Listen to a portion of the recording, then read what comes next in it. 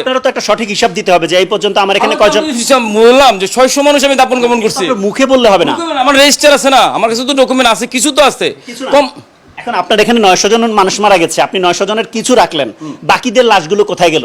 আমরা যে কবরটা দেই সেটা ঘুষ দিয়ে গোপনে কোনো রসিদ ছাড়াই বেশিরভাগ কবর দেই। আপনি কোনো চিকিৎসা করেন না, কোনো হসপিটালে পাঠান না, আপনার এখানে অপারেশন থিয়েটার নাই, তাহলে অপারেশনের দাগ শরীরে আসবে কিভাবে? আপনি এই পর্যন্ত যে কয়জনের মরদেহ দাফনের তথ্য দিয়েছেন এবং বিভিন্ন যে কবরস্থানগুলো থেকে তথ্য নিয়ে সেই সংখ্যার সাথে মিল খুঁজে পাওয়া যাচ্ছে না, আপনি আসলে কতজনের মরদেহ দাফন করেছেন পর্যন্ত? বলে আমরা যে কবরটা দেই সেটা ঘুষ দিয়ে গোপনে কোনো রসিদ ছাড়াই বেশিরভাগ কবর দেই, এবং আমার কাছে যে কটা বৈধ কাগজ আছে এবং এই কবরটা দেওয়া। তার মানে কি আপনি বলতে চাচ্ছেন যে আপনি যে কবরগুলো দিয়েছেন সেই কবরের সঠিক তথ্যগুলো আপনার কাছে নাই, তাহলে মরদেহগুলো কোথায় যায়? মরদেহ কবরস্থানে যায়। আমার কাছে কিছু তো রসিদ আছে। 600 মানুষ আমরা নিজের হাতে দাপন কাপন করছি। কোথায় দাফন করেছেন সেই মরদেহগুলো কোথায়, সেই তথ্য কি আপনার কাছে আছে? তথ্য আছে, আমাদের 3টে সরকারি কবরস্থানগুলোতে আছে। এখন আপনি যদি কবরস্থানগুলোতে যাই আমাদের নামে তথ্য চান, চাইল্ড লাইন কয়টা কবর দিচ্ছে সেটা তথ্য আপনি পাবেন না।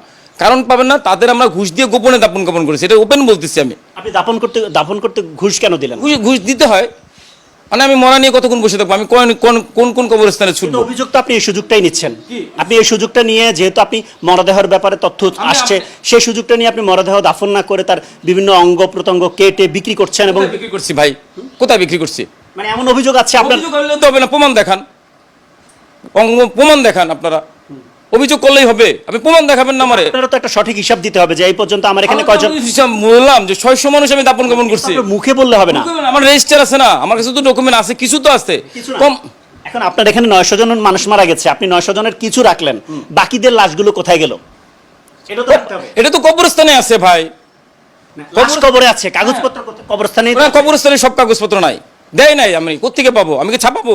সেই কারণে আপনি বিপদে পড়েছেন। হ্যাঁ, কবরস্থানে আপনাকে গোপনে 14,000 টাকা দিলে আপনি দিয়ে চলে যাচ্ছি কবর দিয়ে, কারণ আমি জানি এই অজ্ঞাত মানুষগুলো কোনোদিন কেউ খুঁজতে আসবে না। সেটা কি আমার অন্যায়? আপনি তো চাইলে আঞ্জুমান মফিদুল ইসলামের মাধ্যমে ইসলামে বলেন নিতে, কোনোদিন নিছে না। এটা হলো এটাও আর একটা, আপনারা খালি মুখেই বলেন যে অমুক সমস্যা তমুক সমস্যা, আসলে বাস্তবতা এসে দেখেন কত কঠিন। অপারেশনের দাগগুলো আমার তো প্রত্যেকটা রুগীর অপারেশনের দাগ আছে, আমার প্রত্যেকটা রুগীর অপারেশনের দাগ আছে। আপনি এখানে চিকিৎসা করেন না, কোনো হসপিটালে পাঠান না, এক মিনিট, আপনি কোনো চিকিৎসা করেন না, কোনো হসপিটালে পাঠান না, আপনার এখানে অপারেশন থিয়েটার নাই, তাহলে অপারেশনের দাগ শরীরে আসবে কিভাবে? আসবে না কেন? আসবে না কেন? এরা তো রাস্তা থেকে যখন তুলে আনি তাদের শরীরে ঘা থাকে, পোকা থাকে, পচন থাকে, সেগুলো ড্রেসিং করতে করতে দাগ হবে না? ড্রেসিং এর দাগ আর অপারেশনের দাগ কি এক? অপারেশনের দাগ আপনি দেখছেন না, তাহলে আপনি বললেন কেন ওটা অপারেশনের দাগ? তাহলে যে বলছে সে কি ভুল বলছে? ভুল বলছে, মিথ্যা বলছে।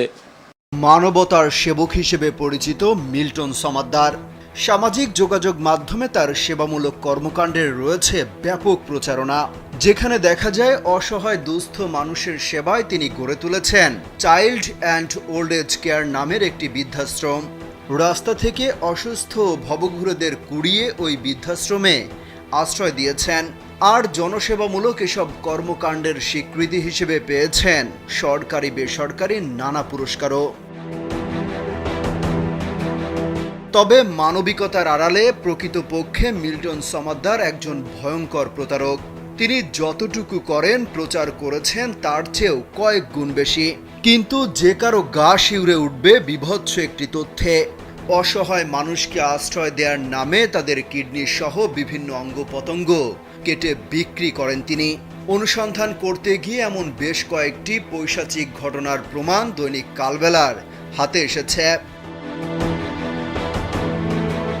অনুসন্ধানে জানা গেছে ঢাকার দক্ষিণ পাইকপাড়ায় মিল্টন সমাদ্দারের বৃদ্ধাশ্রমের কাছেই বাইতুল সালাম জামে মসজিদ। বৃদ্ধাশ্রমে মারা যাওয়া ব্যক্তিদের একসময় এই মসজিদেই বিনামূল্যে গোসল করানো হতো। তার মানবিক কাজে উদ্বুদ্ধ হয়ে মসজিদ কর্তৃপক্ষ তার এই সুবিধা দিয়েছিল। তবে গোসল করানোর সময় দায়িত্বপ্রাপ্ত ব্যক্তিরা প্রায় প্রতিটি মরদেহের বিভিন্ন স্থানে কাটা ছেঁড়ার দাগ শনাক্ত করেন। এই বিষয়ে মিল্টন সমাদ্দারকে প্রশ্ন করে মসজিদ কর্তৃপক্ষ। এরপর তিনি ওই মসজিদে মরদেহ পাঠানো বন্ধ করে দেন। মিল্টন সমাদ্দারকে দীর্ঘদিন ধরে চেনেন স্থানীয় একটি মাদ্রাসার পরিচালক তোফাজ্জল হোসেন। তিনি কালবেলাকে বলেন, মিল্টন একসময় বাসা ভাড়া শোধ করতে পারতেন না, এখন তিনি এগুলো করে কোটি কোটি টাকার মালিক। দামি গাড়িতে চড়েন, আড়ালে মানুষের অঙ্গ পতঙ্গ চুরি করেন। কিছু মরদেহ গোসল করানোর পর দেখা যায় সবগুলোর শরীরে কাটা দাগ। এ বিষয়ে মিল্টনকে প্রশ্ন করা হলে তিনি মরদেহ পাঠানো বন্ধ করে দেন। তিনি বলেন, রাস্তা থেকে মানুষ তুলে আনার পর স্বাস্থ্য পরীক্ষা করা হয়। যাদের কিডনি সহ গুরুত্বপূর্ণ অঙ্গ ভালো থাকে তাদের যথাযথ চিকিৎসা করানো হয়। তাদের জন্য ভালো খাওয়া দাওয়ার ব্যবস্থাও করেন। এরপর সুস্থ হলে তাদের অঙ্গ পতঙ্গ কেটে নেওয়া হয়। সুস্থ মানুষ কিন্তু কিছুদিন পর মারা যান। তোফাজ্জল হোসেন আরও বলেন, বারেক চাচা মরদেহ গোসল করাতেন। চাচা বলেছেন তিনি একবার ওই আশ্রমে গিয়ে এক ব্যক্তিকে সুস্থ সবল দেখে এসেছেন। এর 2-3 দিন পরই মসজিদে গোসল করানোর জন্য ওই ব্যক্তির মরদেহ আসে। ওই লাশের শরীরেও পেটের দিক দিয়ে কাটা দেখা যায়। এরপর বারেক চাচাও মরদেহ গোসল করাতে অস্বীকৃতি জানান।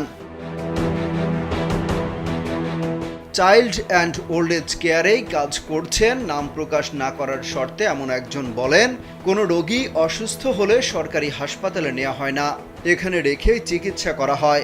কারণ তিনি চান না কেউ পুরোপুরি সুস্থ হোক, এটা তার ব্যবসা। ওই ব্যক্তির কথার মিল পাওয়া যায় মৃতদের ডেথ সার্টিফিকেটেও। যতজনকে দাফন করা হয়েছে তাদের প্রত্যেকের ডেথ সার্টিফিকেট দেওয়া হয়েছে চাইল্ড অ্যান্ড ওল্ড এজ কেয়ারের প্যাডে। এদিকে সার্বিক বিষয়ে জানার জন্য চাইল্ড অ্যান্ড ওল্ড এজ কেয়ারের চেয়ারম্যান মিল্টন সমাদ্দারকে ফোন করা হলে তার বিরুদ্ধে ওঠা অভিযোগের কোনো সদুত্তর দেননি। সরাসরি এসে আমার নামে প্রতিবেদন, আপনি নেগেটিভ প্রতিবেদন করেন, আমার অসুবিধা নাই কোনো। বাংলাদেশের মানুষ জানো, কোনো অসুবিধা নাই।